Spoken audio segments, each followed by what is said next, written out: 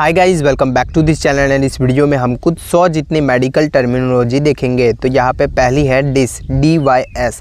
Dish का मतलब रहता है डिफ़िकल्टी और पेनफुल, मतलब कि कठिनाई वाली कंडीशन है, दर्द वाली कंडीशन है, तो उसके लिए डिस वर्ड है वो यूज़ होता है।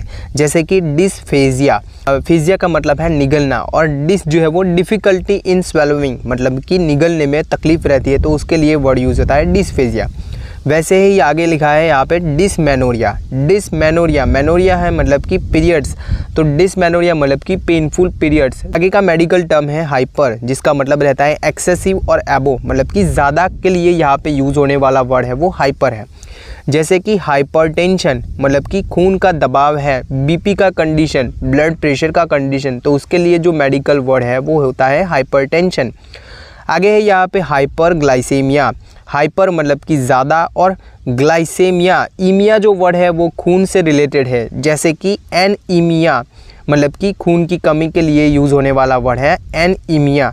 तो ईमिया जो वर्ड है वो खून से रिलेटेड है, खून के लिए यूज़ होने वाला है। यहाँ पे हाइपरग्लाइसेमिया की कंडीशन में क्या रहता है कि यहाँ पे ग्लूकोज का लेवल है वो खून में बढ़ जाना, तो उसके लिए जो यूज़ होने वाला वर्ड है वो हाइपरग्लाइसेमिया। आगे का वर्ड है यहाँ पे हाइपरथायरॉयडिज्म। जो थायराइड ग्लैंड रहती है उससे निकलने वाले हार्मोन, थायराइड हार्मोन रहते हैं, तो उनका ज़्यादा प्रमाण में निकलना, तो उसके लिए यूज़ होने वाला वर्ड है वो हाइपरथायरॉयडिज्म है।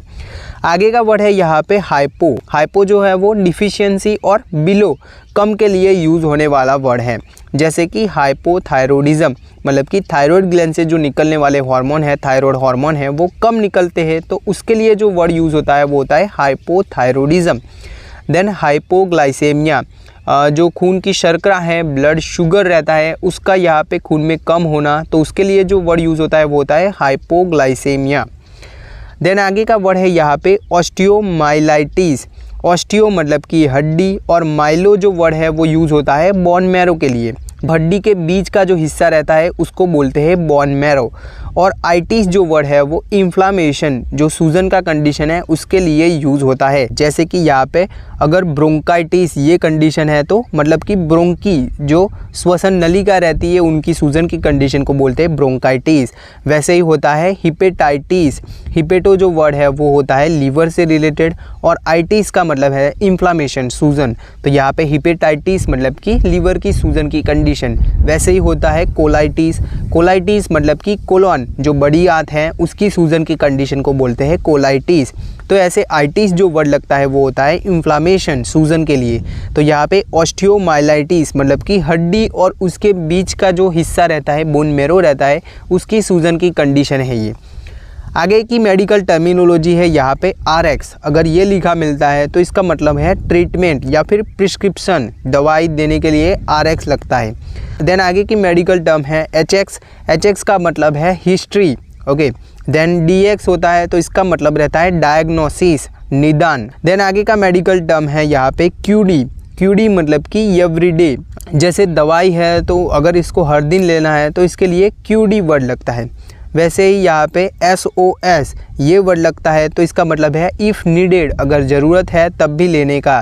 देन आगे का वर्ड है यहाँ पे AC। AC का मतलब है बिफोर मील, खाने से पहले।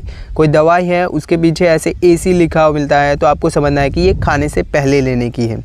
PC लगता है, तो इसका मतलब है आफ्टर मील। कोई दवाई है वो खाने के बाद लेनी रहती है, तो उसके लिए PC ये वर्ड लगता है, पोस्ट सिबम। देन आगे का वर्ड है यहाँ पे BID, बिस इन डाई, मतलब कि यहाँ पे BD मतलब कि दिन में 2 बार लेना रहता है, तो उसके लिए यहाँ पे BID ये वर्ड लगता है, ओके।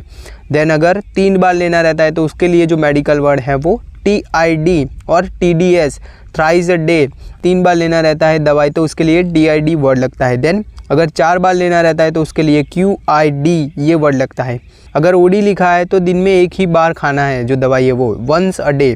देन HS है होरासोमनी, मतलब कि at a bed time, night time में ही लेना है। देन आगे का मेडिकल टर्म है यहाँ पे SQ मतलब कि सबक्यूटेनियस, मतलब कि जो फैट लेयर में इंजेक्शन देते हैं तो उसको बोलते हैं SQ, सबक्यूटेनियस। देन IM मतलब कि इंट्रामस्कुलर, मांसपेशी में दिया जाने वाला इंजेक्शन है, तो उसके लिए IM वर्ड यूज़ होता है, इंट्रामस्कुलर। देन ID है मतलब कि इंट्राडर्मल, जो एपिडर्मिस रहता है चमड़ी का जो ऊपर का लेयर है उसके निचले हिस्से में, डर्मिस में लिया जाता है तो उसके लिए आईडी यूज़ होता है। देन आईवी ये वर्ड लगता है तो आपको समझना है कि ये इंट्रावेनस जो खून की नली है उसमें दिया जाने वाला इंजेक्शन है। देन आगे यहाँ पे लिखा है NPO नील पर ओस, मतलब कि नथिंग बाय माउथ, मतलब कि मुंह से कुछ भी नहीं लेने का, तो उसके लिए जो वर्ड यूज़ होता है वो होता है NPO। देन CO है मतलब कि कंप्लेन ऑफ, जो कंप्लेन है उसके लिए CO ये वर्ड यूज़ होता है। देन SS ये वर्ड लगता है तो ये साइन एंड सिम्टम जो लक्षण हैं तो उनके लिए यूज़ होता है वो होता है SS। देन N/V है तो इसका मतलब है नोजिया एंड वॉमिटिंग, तो ये दर्शाने के लिए यहाँ पे N और V ऐसे लिखते हैं। CXR का मतलब है चेस्ट एक्सरे, अगर चेस्ट एक्सरे ऐसा लिखना है तो उसके लिए CXR ये शॉर्ट फॉर्म लिख सकते हैं। तो आज के इस वीडियो में हम सिर्फ 25 मेडिकल टर्मिनोलॉजी देखेंगे। देन आगे के वीडियो में ऐसे 25-25 करके 100 मेडिकल टर्मिनोलॉजी है उनको देखेंगे। तो आई होप आपको इस वीडियो से कुछ जानने को मिला होगा। Thank you.